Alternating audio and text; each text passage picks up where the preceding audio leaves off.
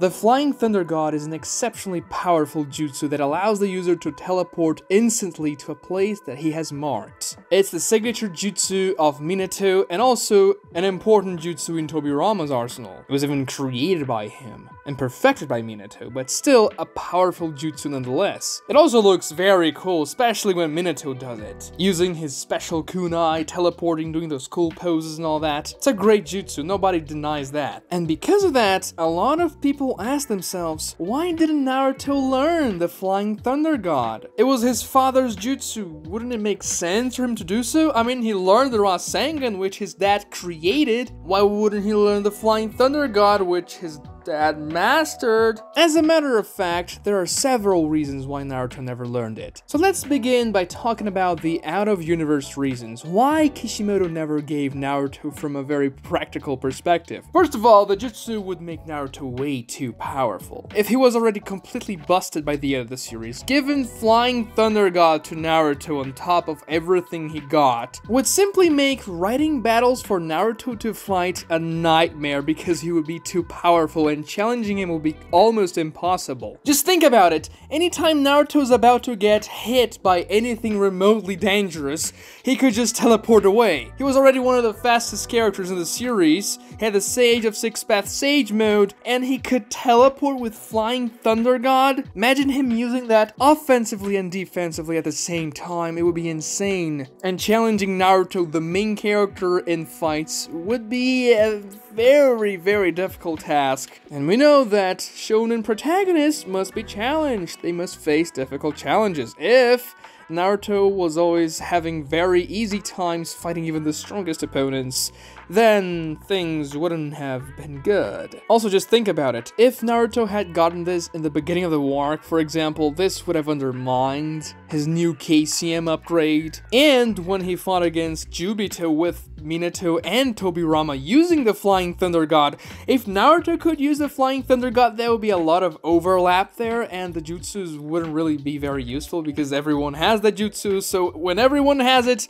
the jutsu is no longer special. So of course that when Minato and Tobirama had that, using Flying Thunder God to help Naruto and Sasuke in the fight, that was really cool, but if Naruto had it as well, it would feel as though Minato and Tobirama's presence there was kinda useless, because Naruto can already do all that stuff. Another reason as to why Kishimoto would want to avoid giving the jutsu to Naruto is that it would just make him feel too much like Minato. Now, don't get me wrong, of course Naruto is supposed to feel a little bit like Minato at least. There are a lot of very direct comparisons with the two characters, and I love those scenes when a character looks at Naruto from behind and sees Minato instead of him, especially when it happens with Kakashi when Naruto and Kakashi clash their Rasengans in the Rasen Shuriken training. It then happens with Tsunade when Naruto arrives in the Leaf Village, saving her from pain. And it then happens when Kakashi again sees Naruto, but this time Naruto blocks 5 Bijudama, sending him flying into the distance right after he learns KCM 2, and Kakashi even thinks, wait, is that Minato I'm seeing here? And I always get goosebumps whenever I see those scenes. Of course, we want Naruto to feel a little bit like Minato because of Minato's legacy and all that, but the characters cannot feel like the very same character. And if Naruto got Flying Raijin, then his fighting style would be so similar to Minato's, they might as well be the same character. He has the Rasengan, has Flying Raijin, and he has the Shadow Clones. That's exactly what Minato does, but kind of in a different way, because he relies way more on the Flying Raijin than anything else. Naruto relies more on the Shadow Clones and Rasengan. A lot of people claim that Naruto should have learned way more jutsus during this series because, yes, he kinda only spams Rasengan, Rasen Shuriken, and its variants with Shadow Clones, and that's kinda true, but going with the Flying Raijin route isn't the right way to do so, because he would feel way too much like Minato. And I'm not saying that characters cannot have the same jutsus. Of course, this isn't true because Naruto and Minato have the same jutsus in the Rasengan and the Shadow Clone. Kakashi and Sasuke have Chidori, so on and so forth. You can even see Minato and Tobirama, they both have the Flying Raijin, but they feel like very different fighters. But the problem is, because Naruto already has Rasengan and the Shadow Clones, if he had the Flying Raijin, he would feel very much like Minato, and you don't want to do things like that. except when you're trying to actively make a parallel between both characters. For example, in the Neji versus Hinata fight. They're from the same clan, and they have very connected backstories, and actually them fighting similarly makes sense for the story itself, so yeah, go for it. But when it comes to the main character of the series, making him fight exactly like his dad, even though his dad is one of the most popular characters as well, isn't a very wise decision. Maybe it would be a somewhat interesting idea to make Naruto learn Flying Raijin in Boruto right now, because the Nine Tails died, and Naruto has to come up with a way to make up the difference. He's mostly using Sage Mode and whatnot, but maybe Flying Raijin would be a good callback. Perhaps make a training arc with adult Naruto, having him learn Flying Raijin would be an interesting story opportunity, but Naruto was literally one-shotted by Kawaki, and now he is inside a small cube, shrunk down, so he's completely useless right now. So I don't see that happening anytime soon. But moving on to the in-universe explanations, the reasons why Naruto as a character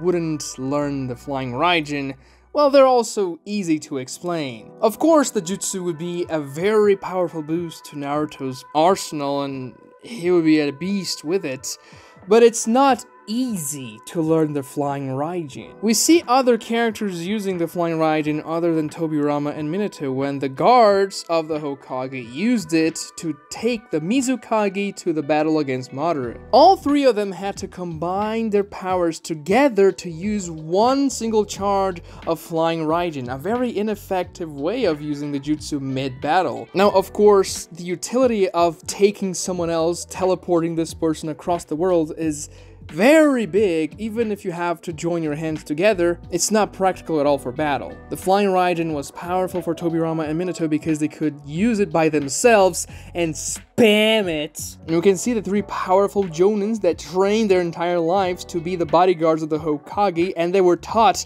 by Minato himself, couldn't master the jutsu by themselves. Naruto isn't a genius. Of course, he is a very hard worker, and arguably with the Shadow Clone technique he used to master the Rasen Shuriken, he could in theory master anything, but this jutsu isn't the easiest thing to learn. I get the feeling this is one of those jutsus that you even need some type of natural talent to learn, something like Minato would have, especially to learn how to use it by yourself. Because think about it, if this jutsu was somewhat easy to learn, a lot of people would know it. Minato would want to teach this jutsu to very trusted ninjas in the Leaf Village because it's just such a powerful jutsu. Maybe he would even leave behind a scroll teaching Flying Raijin to Naruto if that was the case, but he never does so. And of course, Naruto was never really focused on learning that particular type of ability. During Naruto Shippuden, he was much more focused first on the Rasen Shuriken, then on Sage Mode, and then on KCM. And then, after KCM, he was on the battlefield the entire time in the war arc. Those 2 days were pretty insane. Naruto never had time to master the Flying Raijin anyway, even if he wanted to. And also, there was nobody to teach him. Now, you could argue maybe the bodyguards of the Hokage could teach Naruto the Flying Raijin, but I think they were not the masters of it. He needed Minato or Tobirama, for example, to teach him how to use it properly by himself, which is how you'd want to use it in a fight. That's why maybe as an adult, as the Hokage, Naruto could maybe learn it, but it's not gonna happen because Naruto is sealed away right now. But now the question is, should Naruto have learned more jutsus during the Naruto series? He is the main character, he has the most fights in the series, and yes, I can see the argument saying that Naruto's arsenal is bland because he spams Rasengan, Naruto Shadow Clones and all that. I've said this before, and this is kinda true for some fights. Now, granted, the way he uses his Shadow Clones and Rasengans and its variants changes a lot from fight to fight.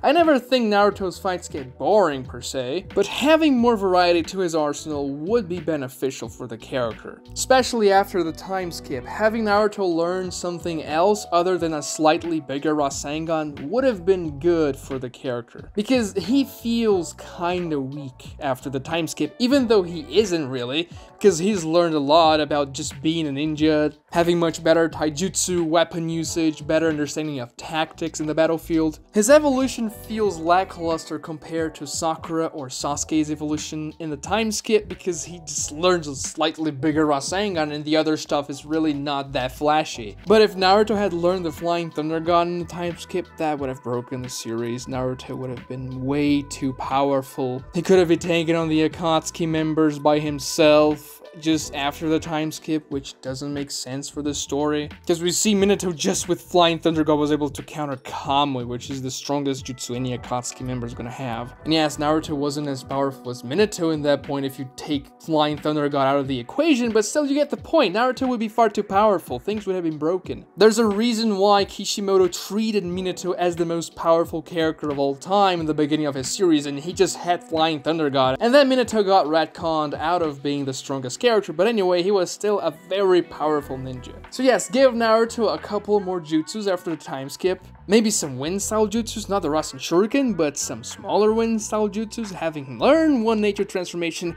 and maybe even some sealing jutsus, because Naruto is an Uzumaki, and Uzumakis are known for sealing jutsus, and I think Jiraiya could have taught Naruto some sealing jutsus. He knows a couple himself, he even seals Amaterasu into a scroll, and Jiraiya knows Naruto is an Uzumaki and should have a little bit of an ability for that type of jutsu. But don't have him learn Flying Thunder God during the time skip, or ever really during the Naruto series. In Boruto, that's another thing, because I think it would have been good for Naruto to learn a bit more stuff in Boruto, because apparently shrinking things is the most powerful thing in the universe, and if you can't counter that, then I don't know what you can do. And I think Flying Thunder God would be an amazing ability to counter shrinking things. Watch this other video right here for more great Naruto content. Subscribe to my channel if you haven't already, because this really helps me out, and like this video as well to help me against the YouTube algorithm. Thank you so much for watching.